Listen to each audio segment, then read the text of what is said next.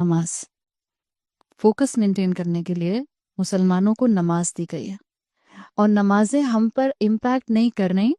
नमाज हमें बेहयाई से नहीं रोकती, नमाज हमें गुनाहों से नहीं रोकती, जबकि कुरान कहता है इन्ना सलात तन्हा अनिल फहशाइ वल मुनकर। तो हम किस तरह से प्लेस करेंगे अपनी दुनिया, अपनी जिंदगी और कुरान की आयत को? इसलिए कि हमने नमाज को नमाज का हक देना छोड़ दिया है। हम नमाज को नमाज के प्रोटोकॉल के साथ नहीं पढ़ते।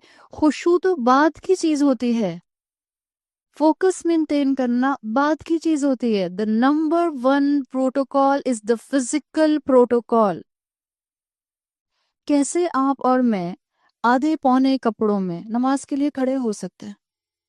नमाज जिसको मुसलमानों को फोकस मेंटेन करने के लिए दिया गया था, हमने उसको सिर्फ और सिर्फ एक रिचुअल बना दिया, और जिन्होंने सिर्फ रिचुअल बनाया था उनकी औलादों ने उसको अपनी जिंदगी में ऑब्सोलीट समझकर निकाल दिया। और जिन्होंने अपनी जिंदगियों में से ऑब्सोलीट समझकर निकाल दिया, उसका रिपल इफेक्ट ये है कि उन मुसलमानों के लिए इस्लाम सिर्फ नाम का इस्लाम है, और वो दुनिया में हर वो काम करते हैं जिससे कोई फर्क पता नहीं चलता कि उनके रिलीजन के खाने में क्या सिर्फ इस्लाम है या ये सचमुच के मुसलमान भी हैं। एक लॉजिकल प्रोग्रेशन होना शुरू हो जाता है। तो सबसे पहले जिस चीज को पकड़ना है वो नमाज है। नमाज हमारा फोकस मेंटेन करेगी। देखिए, नमाज रब से गुफ्तगू है। वो कार इंजन की थर्मल एनर्जी याद है, काइनेटिक एनर्जी याद है? हमने नमाज पढ़ी, लेकिन नमाज पढ़ने के बावजूद हमें अल्लाह याद नहीं आया।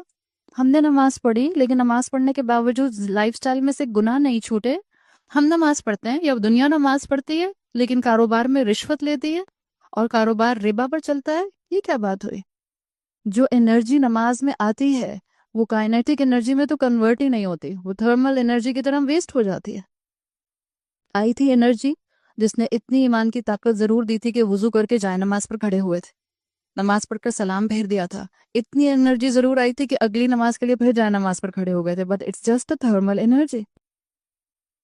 वो काइनेटिक एनर्जी में तो कन्वर्ट ही नहीं हुई। काइनेटिक एनर्जी में कन्वर्ट होती जब दो नमाजों के दरमियान में मैं जितने काम करती वो शरीयत के मुताबिक होते।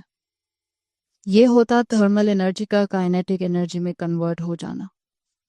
और हमारी जुबानें नमाज पढ़ने के बावजूद गुस्से वाली, बहुत हार्श, बहुत ज़्यादा अब्यूसिव होने वाली इसलिए हैं कि हमारी थर्मल एनर्जी रिलीज होती रहती है। बिल्कुल जैसे आपकी कार बहुत देर से चल रही हो तो उसका बोनट हॉट हो जाता है, हाथ जलाने वाला हो जाता है।